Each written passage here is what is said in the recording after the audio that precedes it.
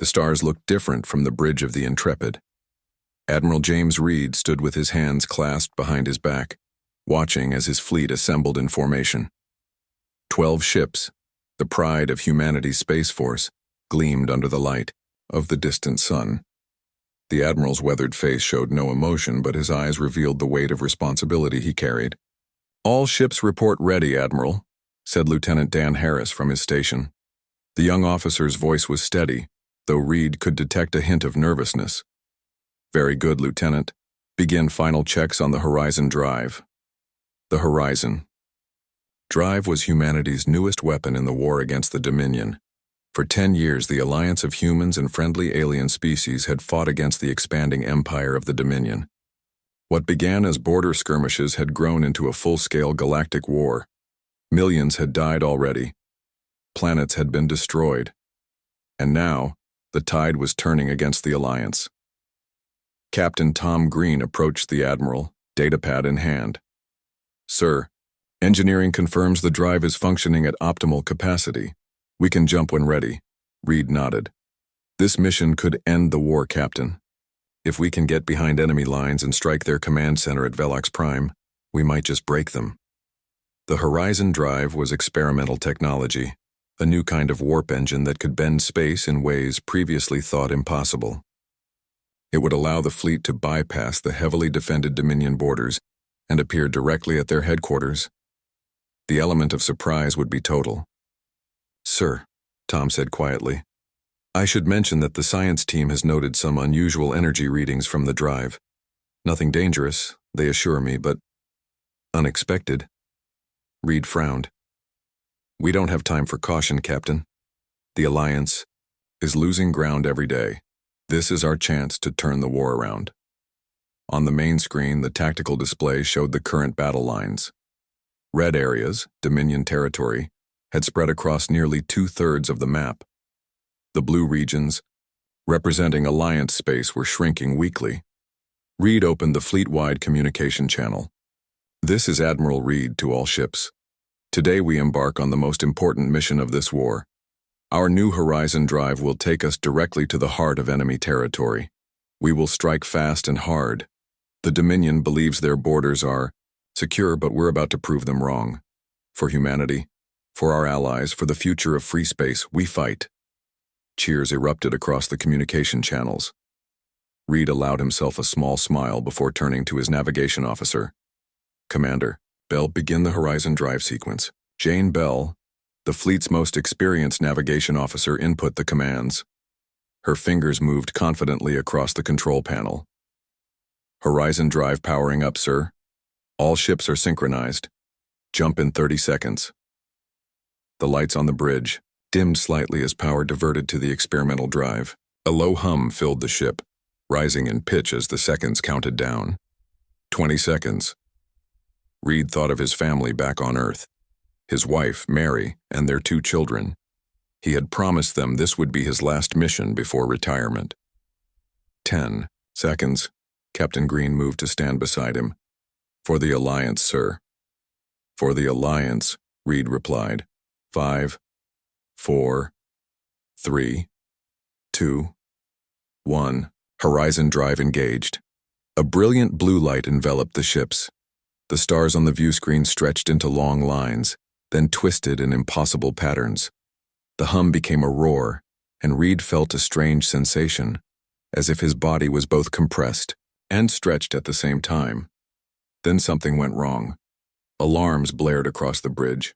The blue light turned an angry purple, then a deep crimson red. "Sir," Commander Bell shouted over the noise, "the drive is creating some kind of spatial anomaly. It's growing exponentially." "Shut it down," Reed ordered. "I can't. The systems aren't responding." Captain Green rushed to the engineering station. "The energy readings are off the charts. This shouldn't be possible." The ship shuddered violently. Through the view screen, Reed could see the other ships in his fleet experiencing the same phenomenon. The red light engulfed them all, growing brighter until it was painful to look at. "All hands, brace for impact," Reed shouted, though he had no idea what impact they might be facing. Then silence. The light vanished. The alarms stopped. The ship became perfectly still. "Damage report," Reed called out, his voice sounding strangely muted in the quiet bridge. Lieutenant Harris checked his console. No damage, sir. All systems operational. The rest of the fleet? All accounted for, sir. They appear undamaged as... Well, Reed frowned. This made no sense. Where are we, Commander Bell? Jane studied her navigation console with growing confusion. I don't know, sir. These star patterns don't match any in our database, and I'm not detecting any of our navigational beacons. Could we have jumped farther than intended? Possibly, but... She hesitated. Sir, the stars themselves look wrong. Their spectral signatures are shifted in ways I've never seen before. Reed felt a chill run down his spine. Communications, contact Alliance Command, Priority Alpha. Communications Officer Lisa Hayes tried for several minutes before looking up with worry in her eyes. No response, sir. I can't even detect the relay network. The bridge crew exchanged nervous glances. The Galactic Communication Relay Network spanned the entire known galaxy. If they couldn't detect it... Sir, said Science Officer Alan Foster from his station, his voice tight with controlled fear. I've been analyzing our surroundings. Based on the readings, I don't think we're in our galaxy anymore. A stunned silence fell over the bridge. Explain, Reed demanded. The Horizon Drive was designed to fold space to create a shortcut between 2 points, Foster said. But something caused it to... Well, the best way I can describe it is that it folded us into a pocket dimension, a bubble of space-time separated from our normal universe. Captain Green stepped forward. Can we get back? Foster shook his head slowly. I don't know. We'd need to recreate the exact conditions that brought us here, but in reverse. It could take weeks just to understand what happened. Reed looked back at the view screen, at the unfamiliar stars surrounding his fleet. 12 ships, 5,000, men and women, all of them now lost in a place beyond the known universe, and back home, the war would continue without them. Get me a secure channel to all ship captains, Reed ordered, and assemble the science team immediately. As the crew rushed to comply, Reed stood alone, staring at the alien stars. The mission to end the war had failed before it even began, and for the Alliance, the human fleet, their best hope for victory, had simply vanished without a trace. Dry. War would continue, growing more desperate with each passing day. But for Admiral James Reed and his fleet, a different kind of struggle was just beginning, the fight to return home before it was too late. 5 years passed since the disappearance of Admiral Reed's fleet. 5 long, brutal years. Captain Mark Wilson stared at the holographic map in the Alliance headquarters on Moonbase Alpha. The blue areas representing Alliance territory had shrunk to less than a quarter of what they once were. Red Dominion territory covered most of the map now. Another outpost lost, he said, his voice rough from lack of sleep. Wilson had aged 15 years in the past 5. Deep lines marked his face, and gray streaked his once dark hair. General Laura Evans, the highest-ranking military officer left in the Alliance, nodded grimly. Outpost 37 fell yesterday. The colonists managed to evacuate, but we lost the entire defense fleet. Wilson rubbed his tired eyes. That's the 3rd outpost this month. We can't keep this up, Laura. I know. She zoomed the map to show Earth and its surrounding systems. A ring of Red Dominion ships surrounded humanity's homeworld.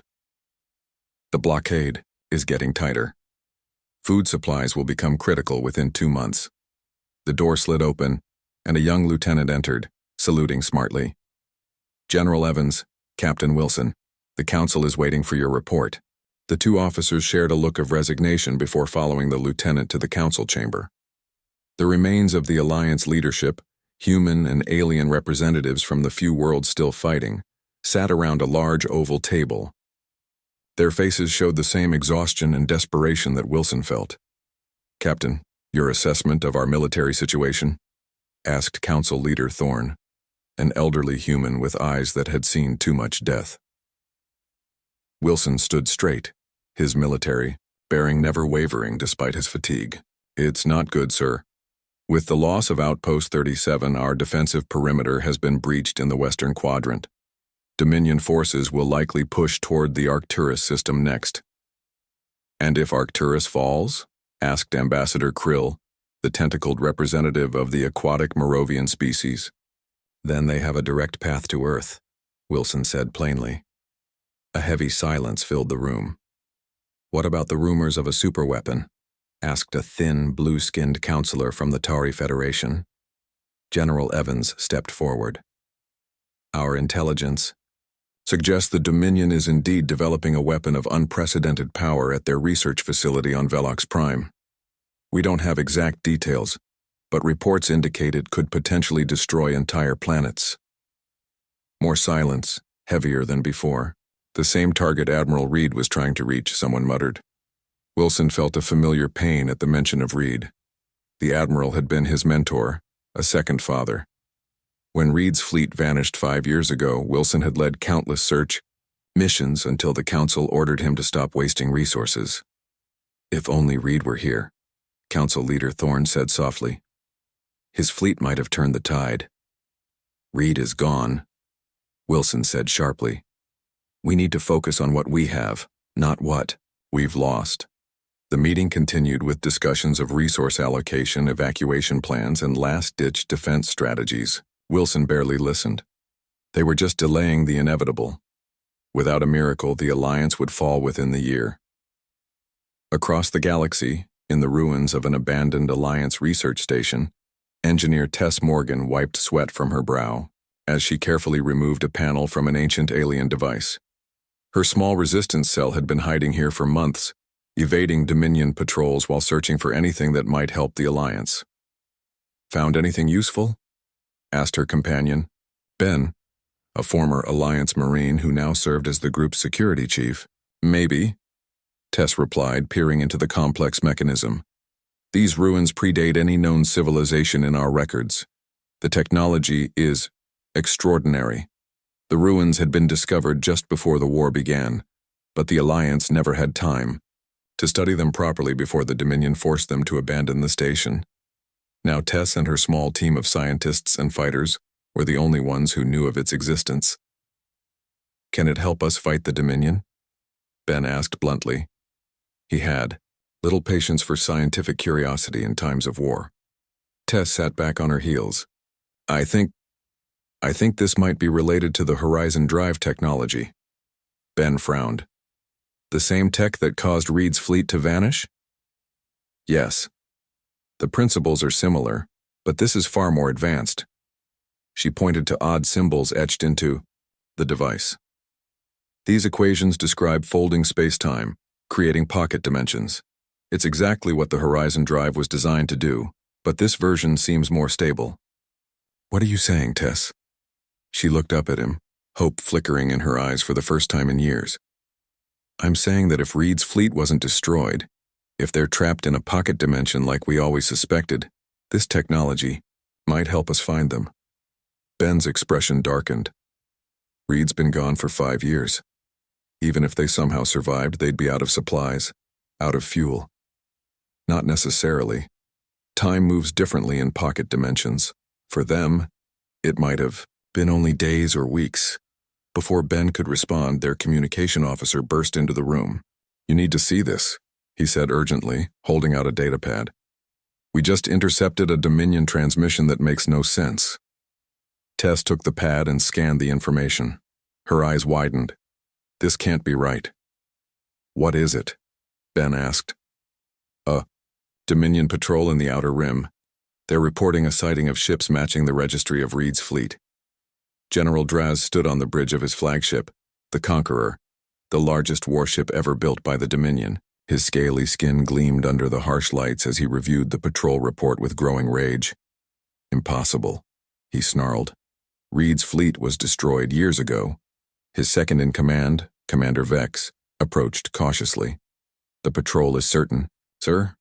They identified the human flagship Intrepid before it disappeared into the asteroid field. Draz slammed his fist onto the console. 5 years. 5 years we have fought to bring the Alliance to its knees. We cannot allow Reed to return now when we are so close to victory. He turned to face the tactical display where a massive device was being constructed around a small moon at Velox Prime. The superweapon, the planet killer, was nearly complete. Once operational, it would end the war in days. Recall the patrol, Draz ordered, and send a hunter-killer squadron to the area. I want Reed's fleet found and destroyed, if it truly exists. And if the patrol was mistaken? Vex asked. Draz's yellow eyes narrowed. Then they will suffer for raising a false alarm, but we take no chances, not when we are this close. He turned to stare out at the stars. 5 years ago, the human Reed vanished when we were on the defensive. Now we are on the verge of total victory. His sharp teeth showed in what passed for a smile among his species. If he has somehow returned, he will find a very different war than the one he left. As orders went out across the Dominion fleet, a small disturbance rippled through space at the edge of the galaxy, a fluctuation too subtle for even the most advanced sensors to detect. But it was there, a whisper of something returning, of time and space bending in ways they were never meant to bend. The war was about to change. For Admiral James Reed, only 3 weeks had passed since the Horizon Drive malfunction. 3 weeks of working around the clock to understand where they were and how to get home. Reed stood in the science lab of the Intrepid, surrounded by holographic displays showing complex equations and star maps. Science Officer Alan Foster pointed to a simulation of their jump. "We've figured it out, sir," Foster said, his eyes bright with the excitement of discovery, despite his exhaustion. "The Horizon Drive didn't just move us through space, it moved us through time as well." "Explain," Reed said, crossing his arms. "The pocket dimension we're in exists alongside normal space, but time flows differently here, much slower." Foster adjusted the simulation. "For every day that passes for us, approximately 2 months pass in normal space." Captain Tom Green, who had joined them for the briefing, let out a low whistle. "So while we've been gone 3 weeks, almost 5 years have passed back home." Reed finished, his face grim. "The war could be over already," Green said quietly. Reed shook his head. "We need to get back now. What's our status?" Foster moved to another display. "We've repaired the Horizon Drive and modified it based on what we've learned. We can create a reverse fold that should take us back to normal space." "Should?" Reed asked. "It's not without risk, sir," Foster admitted. "But we've run thousands of simulations. The math checks out." Reed nodded. "And our ships?" "All 12 are ready," Green confirmed. "Crews are at full combat readiness. We've used our time here well, Admiral. The fleet has been training, running drills. We've even managed to improve some of our weapons systems." "Good. We may need every advantage." Reed turned to the communication station where Lisa Hayes was working. "Any success contacting normal space?" Hayes looked up from her console. "Yes, sir. I've modified our communication array to send signals across the dimensional barrier.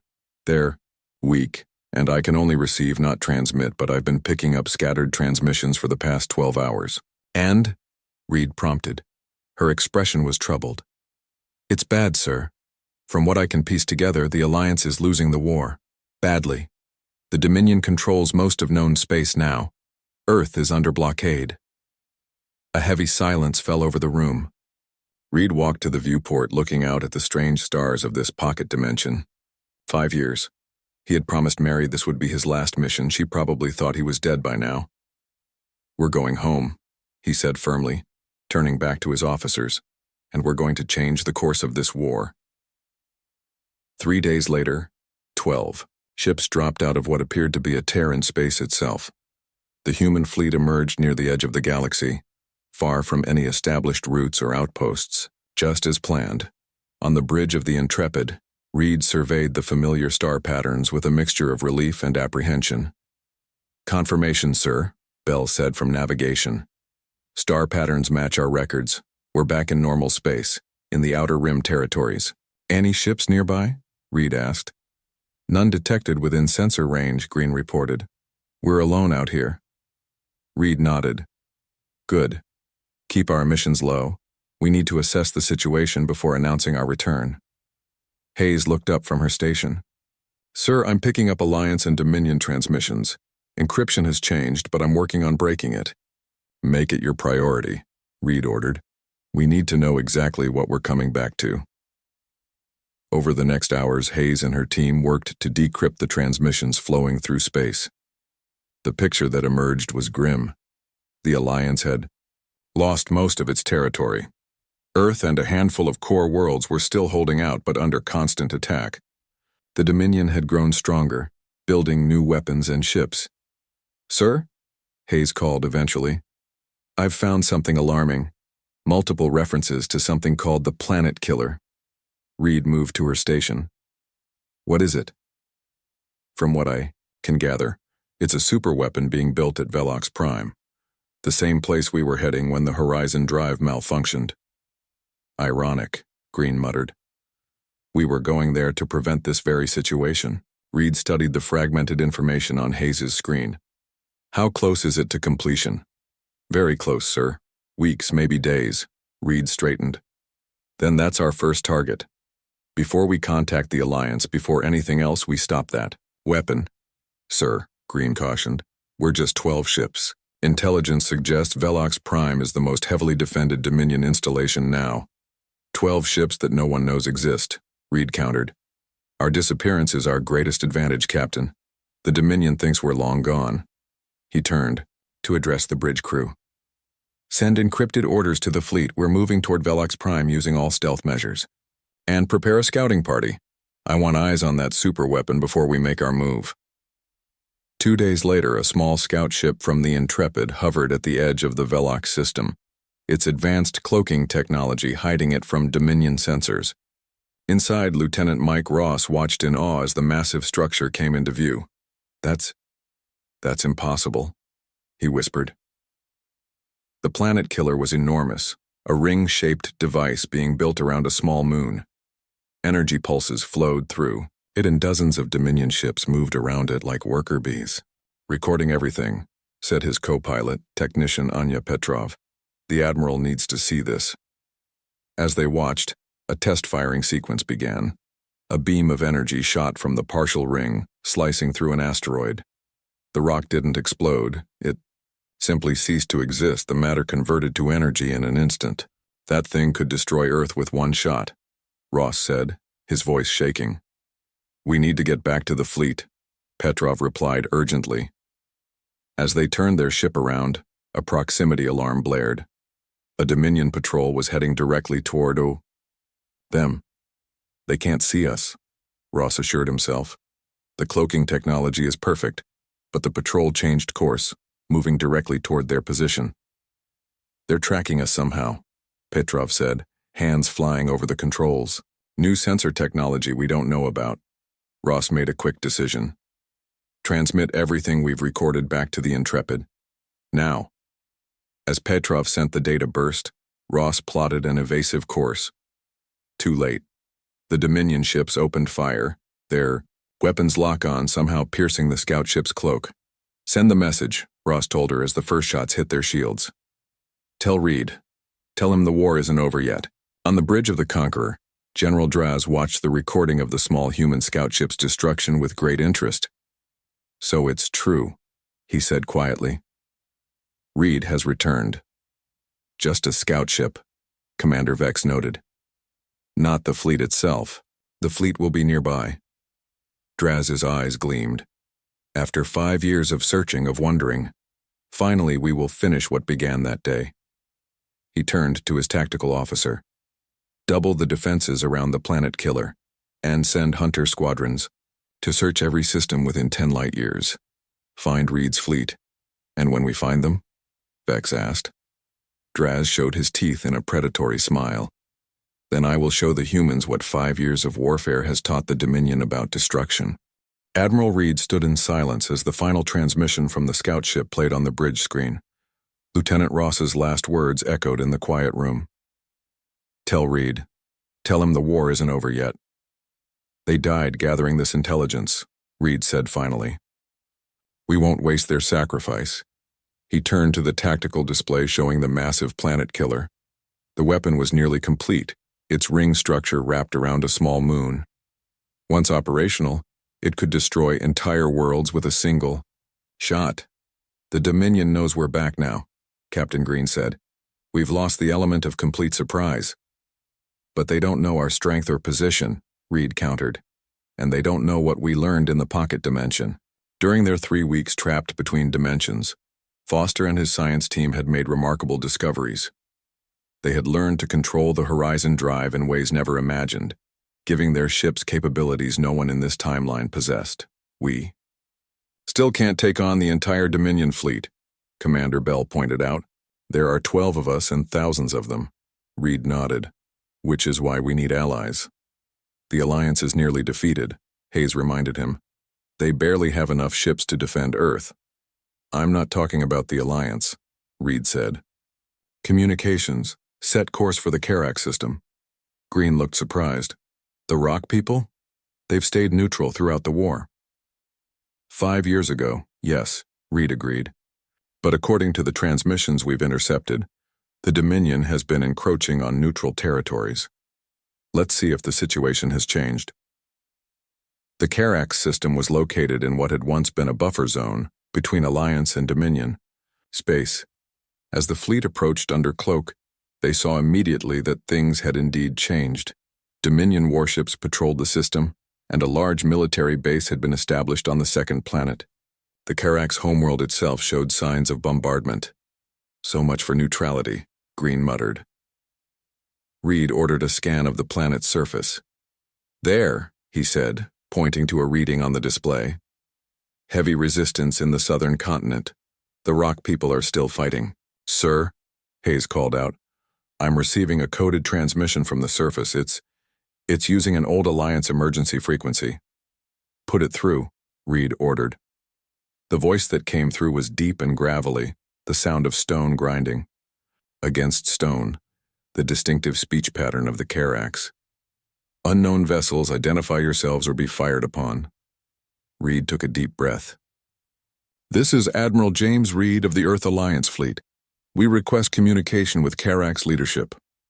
A long silence followed. Then, Admiral Reed disappeared 5 years ago. It's a long story, Reed replied. One I'd prefer to tell in person, to whoever leads your resistance. Another pause. Land one ship at these coordinates, come unarmed. Any sign of Dominion tricks, and we will collapse the entire mountain on you. The coordinates appeared on their screen. A hidden valley in the southern mountains. It could be a trap, Green warned. Or it could be the allies we need, Reed said. Prepare a shuttle. Hours later, Reed stood with Captain Green and Science, Officer Foster in a vast underground cavern. Around them towered the Rock people of Karax, massive silicon-based beings with crystalline growths protruding from their stone-like skin. They stood nearly 10 feet tall, their bodies resembling living statues. The Karax leader, Elder Granite, studied the humans with glowing blue eyes set in a craggy face. So, he rumbled, the Ghost Admiral returns while the galaxy burns. Reed explained their disappearance, the pocket dimension, and their recent return. When he finished, Elder Granite made a sound like boulders shifting, a Karax sigh. 5 years ago, we chose neutrality. We believed the war would burn itself out. The massive being gestured to the cavern around them. Now we live beneath our mountains while Dominion troops occupy our cities. What happened? Foster asked. The Dominion came 2 years ago, claiming they needed our resources for their war effort. When we refused, they attacked. They thought our neutrality meant weakness. A deep rumbling laugh shook dust from the ceiling. They were wrong. You've been fighting all this time? Green asked, impressed. The Karax are patient. We may seem slow to outsiders, but we endure. Our resistance has tied up Dominion forces for 2 years. Reed stepped forward. Elder Granite, the Dominion is building a weapon that can destroy entire planets. If they complete it, no world will be safe. Not even yours deep under these mountains. Granite's crystalline growths glowed brighter. What do you propose, Admiral? An alliance. Your people know this region of space. You've been fighting the Dominion for years. Combined with my fleet's technology, we might have a chance to stop them. Your fleet is just 12 ships, Granite observed. 12 ships with technology 5 years ahead of anything the Dominion has seen, Reed replied. And we have one more advantage. Which is? The Dominion believes we vanished once. They won't expect us to do it again. 2 days later, Reed's shuttle returned to the Intrepid with not only Elder Granite but also an unexpected guest, a being made of pure light contained within a crystalline vessel. Admiral, Green whispered as they entered the shuttle bay. That's a Luminari. They haven't been seen in Alliance space for decades. The light being floated forward, its vessel humming with energy. I am Radiance, ambassador of the Luminari. Collective, it said, its voice like chimes in the wind. Elder Granite suggested our interests might align with yours, Admiral Reed. Reed bowed slightly. Welcome aboard, Ambassador. I wasn't aware the Luminari had taken a side in this conflict. We had not, Radiance replied, its light pulsing. Until the Dominion began harvesting our stellar nurseries for energy to power their planet killer. They destroy stars yet unborn to fuel their weapon. This cannot continue. In the briefing room, Reed, his officers, Elder Granite and Ambassador Radiance gathered around the tactical display showing the planet killer. The weapon draws power from contained stellar matter, Radiance explained. My people can disrupt that containment, but we must get close. And my warriors can disable their ground installations, Granite added, if you can get us to the surface. Reed studied the display thoughtfully. We'll need more than just the three of us. We need to contact the Alliance. A risky move, Green cautioned. Any transmission might be intercepted. There may be another way, Hayes said, entering the room. Sir, we've detected a small ship hiding in the asteroid belt of this system. It's using stealth technology, but our new sensors can detect it. Dominion? Reed asked sharply. No, sir, it appears to be an Alliance resistance vessel. On the small, battered ship called the Last Hope, Engineer Tess Morgan stared in disbelief at the Dominion patrol passing by her hiding spot. They hadn't detected her ship. They were escorting something else, something impossible. Ben, she called to her companion. Are you seeing this? Ben floated to the viewport, his eyes widening as he saw the 12 ships moving in perfect formation. Ships with Alliance markings that hadn't been seen in 5 years. Reed's fleet, he whispered. They're real. Tess's hands trembled as she activated her long-range scanner. And they're not alone. Those ships with them. One signature matches the Carax, but the other, I've never seen anything like it. What do we do? Ben asked. Tess took a deep breath. For 5 years she had searched for answers about the Horizon Drive, about what happened to Reed's fleet. Now they were here, right in front of her. We make contact, she said decisively.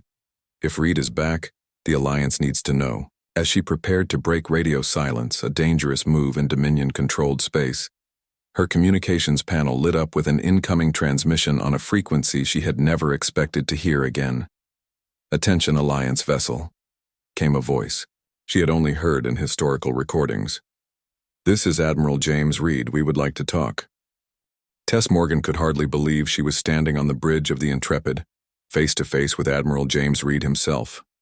The man was a legend, believed dead for 5 years, and yet here he stood, looking barely older than in the historical records.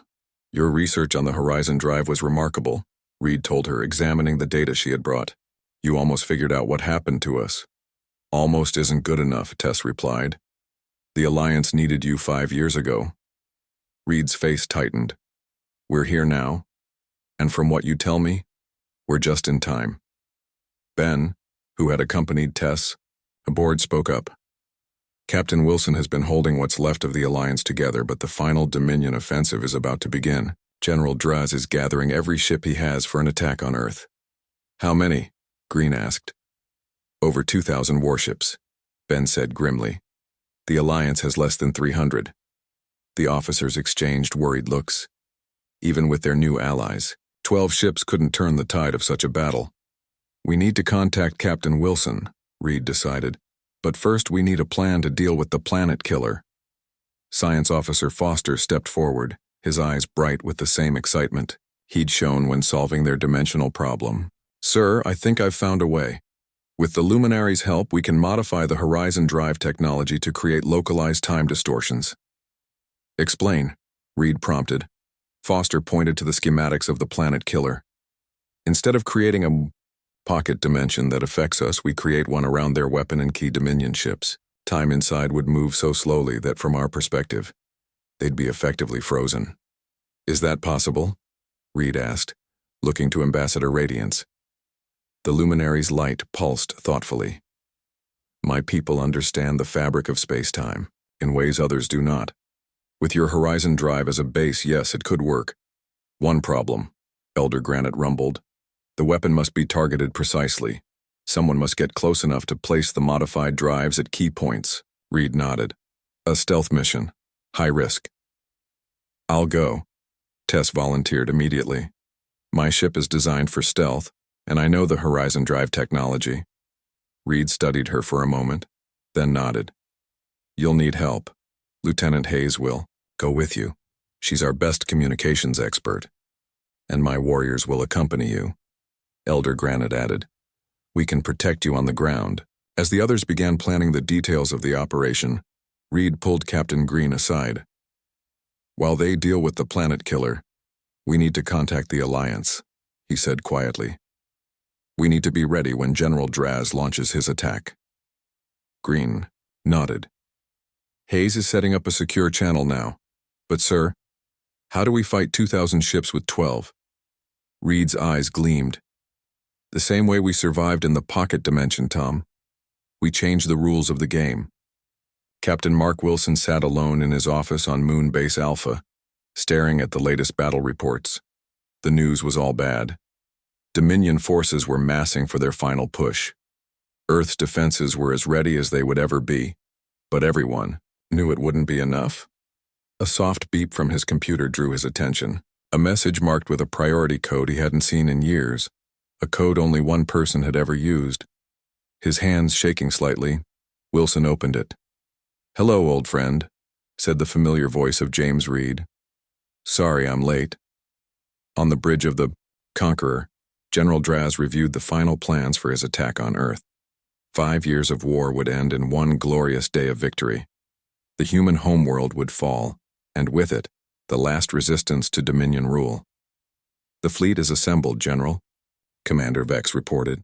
All ships report ready for the jump to Earth. And the planet killer? Draz asked. Final power tests complete. It will be operational within hours. Draz showed his teeth in satisfaction. Perfect.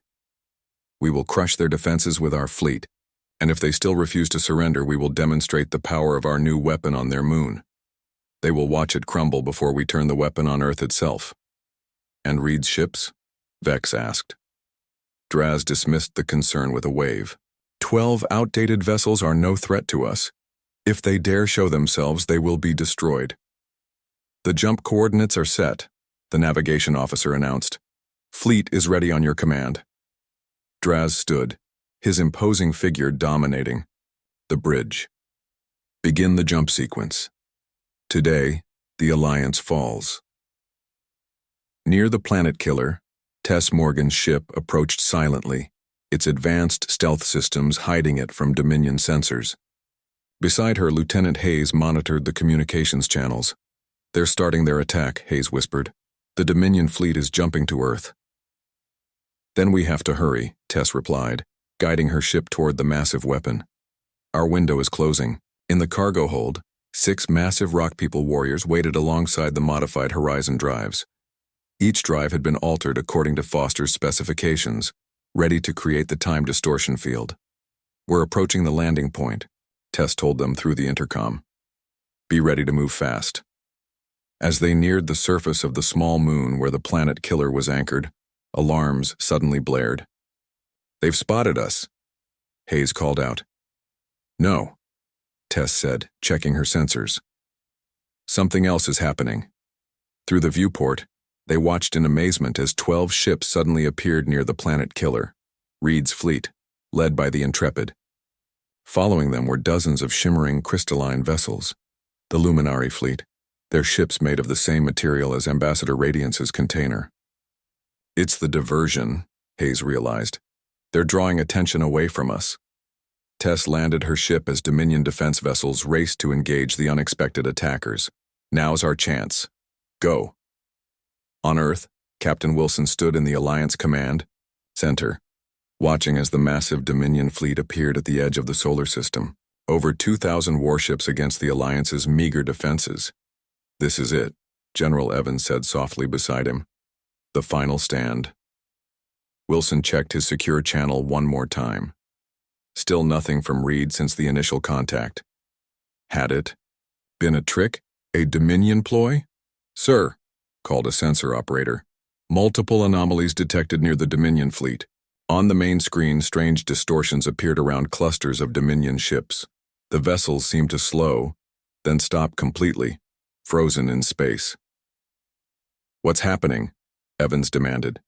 Before anyone could answer, a new fleet jumped into the system, but not where expected. Instead of coming from Dominion space, these ships appeared behind Earth's defensive line. 12 ships, their hulls bearing the marks of the long-lost human fleet. Wilson's communication panel lit up. "Hello, Mark," came Reed's voice, calm as ever. "Hope you don't mind if we join the fight." General Draz watched in horror as sections of his fleet simply stopped moving. Time itself seemed to slow around them, trapping them in bubbles of distorted space. "What is this?" he roared. "What weapon could do this?" "Unknown, sir," a panicked officer replied. "But the effect is spreading." On his tactical display, Draz saw Reed's fleet engaging his forces from behind, while strange crystalline ships he had never seen before attacked from the flanks. Massive stone fighters launched from hidden bases on nearby asteroids, targeting his command ships. And worst of all, an emergency signal from Velox Prime. The planet killer was under attack. "This is impossible," Draz whispered as his carefully planned offensive fell apart around him. "Reed has been gone for 5 years. How could he return with technology we've never seen and allies we never knew existed?" Commander Vex approached, cautiously. "Sir, our flagship is being targeted. We need to retreat." Draz turned on him with fury. "Retreat? After 5 years of war when victory was in our grasp?" "Sir, look." An officer pointed to the main screen. The planet killer, their ultimate weapon, was surrounded by a shimmering field of energy. As they watched, it began to fade from view, trapped in its own pocket of slowed time, rendered harmless. In that moment, Draz knew the truth. The war was over. Not with the Alliance's defeat, but with the Dominion's. 1 month later, Admiral James Reed stood at the window of the new Alliance headquarters on Earth, looking up at the night sky. The formal surrender of the Dominion had been signed that morning, ending 5 years of brutal war. "Still hard to believe," said Captain Wilson, joining him at the window. "One day we were facing certain defeat, and the next you appear with 12 ships and change everything." Reed smiled slightly. "Not just 12 ships. We had the right allies, the right technology, and the right moment." "And now?" Wilson asked. "What happens now that the war is over?" Reed turned from the window. In the room beyond, representatives from Earth, the Carax, the Luminari, and many other species, including former Dominion worlds, were gathered to discuss the future of the galaxy. "Now," Reed said, "we build something better than what came before, a true alliance of all species." As he walked back to join the others, Reed thought of the strange journey that had brought them here, a malfunction that sent them across dimensions, a return that came just in time. The war was over, but the real work was just beginning, and this time the human fleet would be there to see it through.